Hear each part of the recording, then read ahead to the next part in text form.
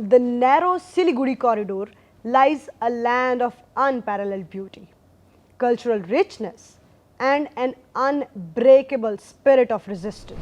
The northeast of India, home to the seven sisters, Arunachal Pradesh, Assam, Manipur, Meghalaya, Mizoram, Nagaland, and Tripura, is a region blessed with vast natural resources, a deep historical identity, and a people who refuse to be silenced. Yet it remains one of the most ignored, exploited, and militarized region in the Indian subcontinent. For India, the seven sisters were never an integral part of its vision, but an annexed land forced into submission.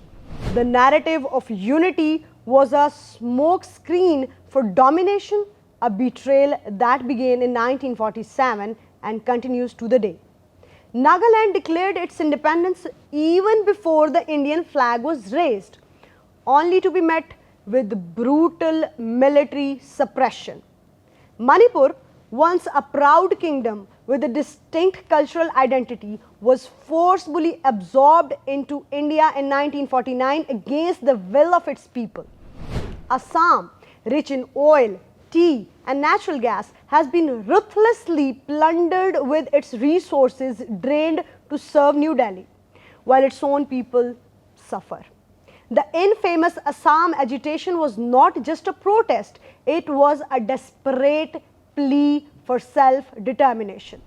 The seven sisters are home to over 200 ethnic groups, each with their own language, traditions, and heritage. Yet India continues to impose a singular identity upon them.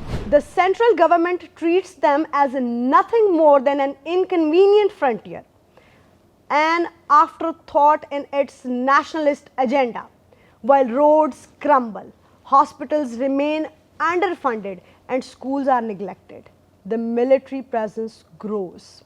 The Armed Forces Special Powers Act has turned these states into open-air prisons, where extrajudicial killings, forced disappearances, and mass human rights violations are the norm.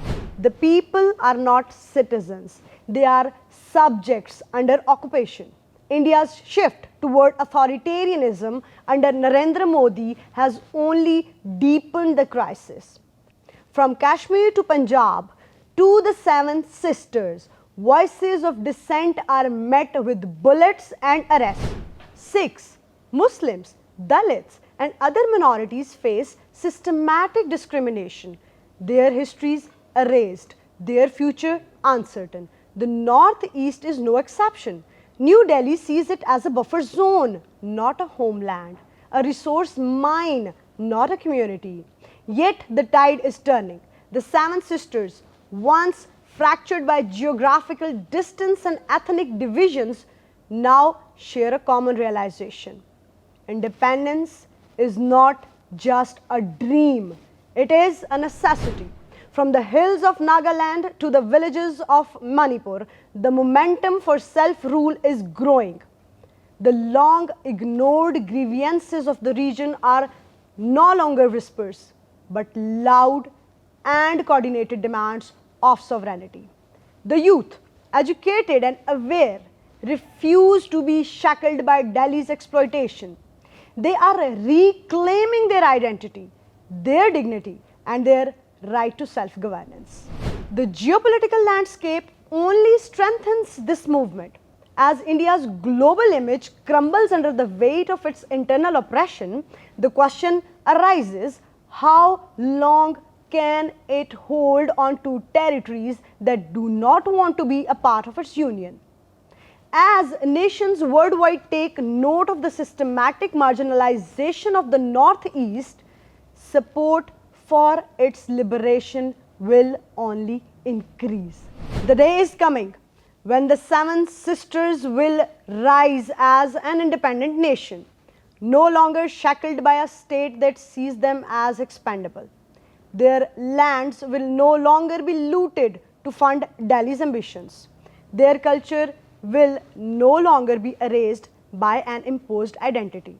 Their future will no longer be dictated by a government that sees them as mere statistics. They will be free, not because India allows it, but because they demanded it.